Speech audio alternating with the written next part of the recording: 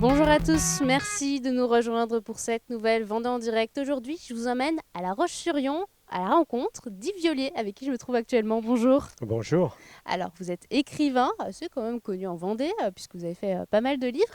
Et si on est là aujourd'hui, c'est parce que vous présentez votre nouveau livre que vous sortez le 18 août, ça s'appelle Un jeune homme si tranquille. Alors déjà, de pouvoir m'en parler, présenter ce nouveau livre qui est issu d'une histoire vraie en fait, hein. Oui, c'est une histoire qui compte beaucoup pour moi parce qu'elle m'a absolument bouleversé. J'avais un vieil ami adorable qui était, je dirais, le grand-père de toute une tribu. Et puis, lors de son décès, nous avons découvert que derrière l'homme que nous voyions, un autre se cachait. Et nous avons été particulièrement troublés. Et nous avons fait des recherches pour savoir ce qui s'était passé exactement dans la vie de ce garçon, parce que je dis garçon, quand il était jeune homme, il a fait des bêtises. Et on a interrogé un neveu qui était au courant, alors que nous, on l'avait accueilli ici, chez nous. Il était un grand-père, notre grand-père, et tout d'un coup, il se révélait être peut-être un criminel. Et à partir de là, j'ai mené mon enquête et j'ai raconté à quel point nous étions troublés et combien aussi on pouvait se demander euh, pour chacun d'entre nous les parts d'ombre que Mhm. nous portons. Et j'ai l'impression que ce livre pourrait parler à tout le monde parce que justement, il révèle à la fois le visage que nous donnons à voir et celui que nous avons à l'intérieur. Et Que je nous crois que c'est le cachons. travail du romancier de révéler ce qui se cache à l'intérieur des êtres. Alors dans ce livre, on a plusieurs époques, on a l'époque moderne, actuelle, et aussi ça se passe pendant l'occupation nazie, sans trop en dévoiler non plus. Mais vraiment, on découvre la vie de cet homme pendant l'occupation en fait. Oui, c'est un Lacombe Lucien. Un Lacombe Lucien, le film de Louis Malle, qui a survécu à tout ce qu'il a commis pendant la guerre. Il a su passer au travers. On ne va pas révéler tout ce qui est l'histoire de cet homme-là, mais c'est phénoménal. Je crois que ça n'a jamais été écrit. euh, L'histoire de d'hommes qui ont vécu ces drames-là Mhm. et qui ont survécu et qui ont dû vivre avec ce passé si lourd, si encombrant. Alors cet homme-là, vous l'avez connu, vous venez de dire que voilà, c'était important de le sortir aussi, ce livre. Pourquoi c'était si important de pouvoir l'écrire? Ouais, il me semble que là, mon travail de romancier, je l'accomplis complètement. C'est ce que j'aime faire. Je mène mon enquête. Je suis allé aux sources, je suis allé voir les archives, hein, des jugements et des condamnations de mon héros.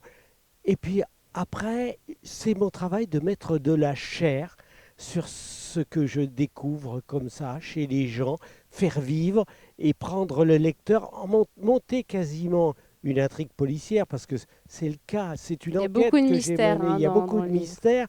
Et là, mon travail d'écrivain, c'est de dire le maximum de choses, répondre à des questions.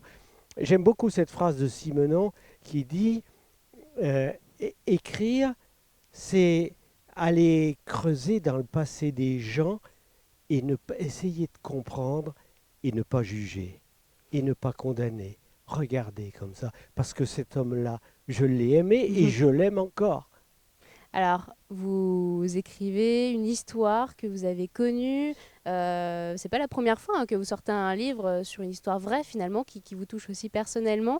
C'est plus facile d'écrire comme ça, de s'inspirer de sa propre vie, de son entourage. Mon éditeur me disait, écoute, tu n'as pas une imagination extraordinaire, mais tu as un imaginaire fort. Et donc, pour moi, chaque roman est le fruit d'une rencontre. Il y a une rencontre, j'ai envie d'aller voir plus loin, je gratte, je vais faire comme au cinéma mes Mhm. repérages. J'ai besoin, le lieu est un personnage aussi, j'ai besoin d'aller sur place et puis ensuite, Mhm. je fais ce travail d'écriture. Donc, à chaque fois, mes romans s'appuient sur le vrai.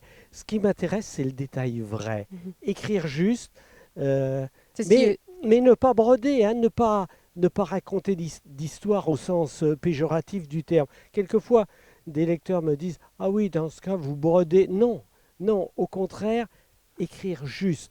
Tout mon travail d'écrivain, c'est ramasser la vie des gens avec un minimum de mots et dire le maximum de choses. Alors, ce livre, il vient s'ajouter à une longue série de romans sortis, de BD aussi.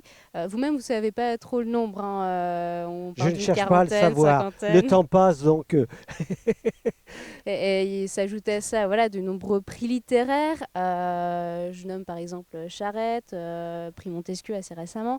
Donc, qu'est-ce que ça représente aussi finalement l'écriture pour vous? C'est important de pouvoir continuer à écrire, même voilà, après des années. oui. Et pour moi, je crois que quand je n'écrirai plus, je serai mort, hein. Écrire, c'est vivre.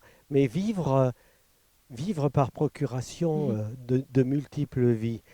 La vie est courte, elle peut être riche, et elle peut être riche des histoires aussi des autres.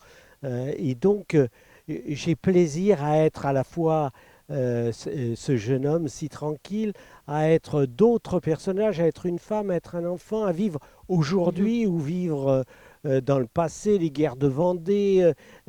Ça me permet, en étant à ma table, lorsque j'ai dans une autre vie, j'ai été aussi professeur et j'écrivais déjà et je me disais pendant les vacances, mes collègues, eux, sont partis se promener et toi, tu es à ta table de travail, tu n'es pas un petit peu cinglé, mais en même temps, je crois que au contraire, je voyageais Mhm. comme ça, peut-être encore plus. Je me suis aperçu que tous les voyages que j'entreprends, ce sont des voyages donc de repérage, hein, pour mes romans. Et je me suis aperçu que ces voyages-là, eh, ils vont loin, je dirais, dans la proximité de la vie des gens. Donc c'est vraiment, comme vous l'avez dit, vivre par procuration. Juste pour terminer, parce qu'on n'a plus beaucoup de temps, il y a d'autres projets aussi, une BD notamment, qui Oui, sortira en octobre oui, aussi. le marié de la Saint-Jean, que nous avons adapté. C'est un roman graphique, en fait, Mhm. avec le même dessinateur que Que celui de la celui avec Vendée. qui nous avons écrit La Vendée. Et ça a été un vrai plaisir pour moi justement de prendre un de mes romans. On se retrouve à la fois au Mhm. Cambodge et pendant les 3 jours du mariage C'est l'adaptation d'une d'un roman, Vendéenne là, hein. avec un Vendéen. Mm. C'est l'adaptation d'un roman.